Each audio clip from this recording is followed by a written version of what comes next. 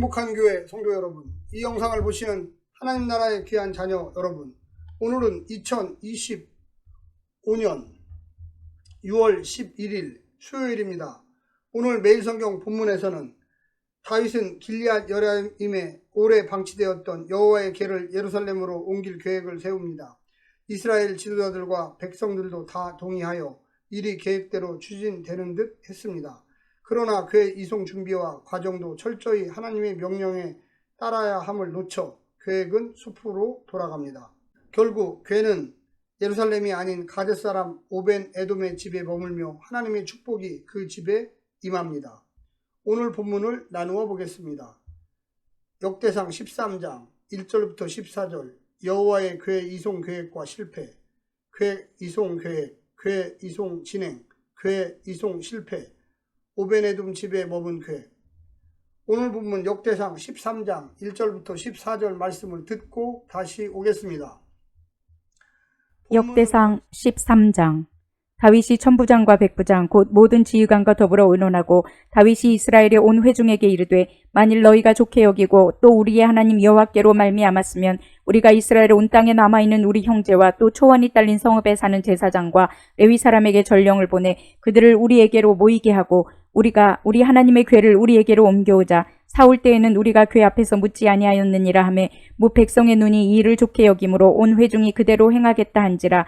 이에 다윗이 애굽의 시올 시내에서부터 하맛 어기까지 온 이스라엘을 불러 모으고 기럇 여아림에서부터 하나님의 궤를 메어오고자 할세. 다윗이 온 이스라엘을 거느리고 바알라 곧 유다에 속한 기럇 여아림에 올라가서 여호와 하나님의 궤를 메어오려 하니 이는 여호와께서 두 그룹 사이에 계심으로 그러한 이름으로 일컬음을 받았더라.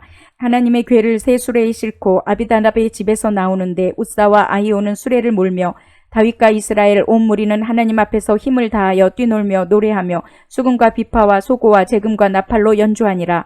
기돈의 타작마당에 이르러서는 소들이 뛰므로 웃사가 손을 펴서 궤를 붙들었더니 웃사가 손을 펴서 궤를 붙듦으로 말미암아 여호와께서 진노하사 치심에 그가 거기 하나님 앞에서 죽으니라.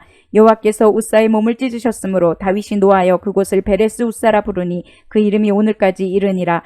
그날에 다윗이 하나님을 두려워하여 이르되 내가 어떻게 하나님의 궤를 내 곳으로 오게 하리요 하고 다윗이 궤를 옮겨 자기가 있는 다윗성으로 메어들이지 못하고 그 대신 가드 사람 오벳에돔의 집으로 메어가니라. 하나님의 궤가 오벳에돔의 집에서 그의 가족과 함께 석 달을 있으니라. 여호와께서 오벳에돔의 집과 그의 모든 소유에 복을 내리셨더라.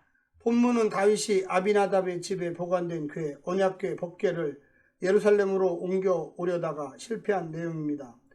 다윗 당시 성막은 기브온에 있었고 궤는 아비나답의 집에 따로 보관된 상태였습니다.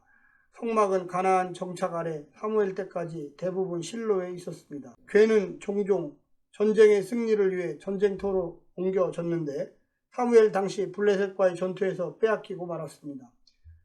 궤는 7달 동안 블레셋의 몇몇 도시로 이동했다가 마침내 이스라엘의 길리앗 여아림으로 옮겨졌습니다.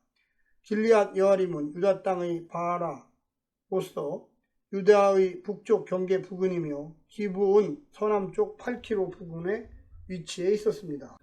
오늘 본문을 세 부분으로 나누어 자세히 설명드리겠습니다. 첫 번째, 하나님의 임재를 향한 열망.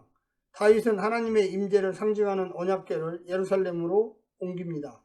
이스라엘이 하나님을 중심으로 살아가기 원했기 때문에 내린 결단입니다. 역대기 기자는 온 이스라엘의 참여를 강조하며 이스라엘의 신앙 공동체로서의 역할을 중요하게 여겼습니다.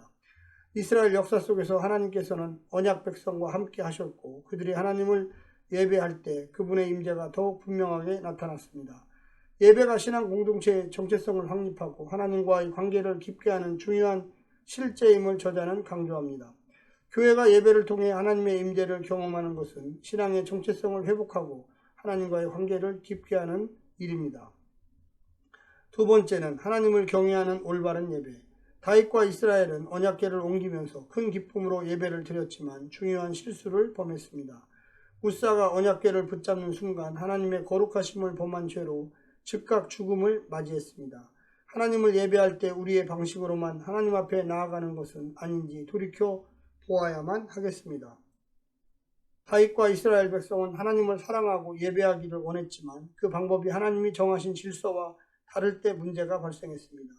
하나님을 예배하는 것은 그분의 거룩하심과 명령을 존중하는 일이어야만 합니다. 마지막 세 번째는 하나님의 그치지 않는 은혜. 우사의 죽음 이후 다윗은 두려움에 빠져 언약궤를 예루살렘으로 옮기지 못하고 오벤 에돔의 집에 머물게 했습니다. 하지만 놀랍게도 하나님께서는 오벤 에돔과 그의 온 집에 복을 주셨습니다. 다윗이 하나님을 심판을 경험했지만 오벤 에돔의 집에서 하나님의 복을 목격한 후 다시 언약궤를 옮기려는 결단을 내립니다. 결국 언약궤를 하나님의 방식대로 옮겨왔을 때 큰 기쁨을 경험하게 됩니다. 하나님의 거룩하심은 우리의 마음대로 조정할 수 있는 일이 아닙니다. 하나님을 경외하며 올바른 방법으로 그분을 섬길 때 하나님의 은혜를 경험할 수 있습니다. 사랑하는 성도 여러분, 오늘 하루 힘내시고요. 하나님의 놀라운 축복과 은혜가 늘 함께하기를 간절히 바랍니다. 샬롬.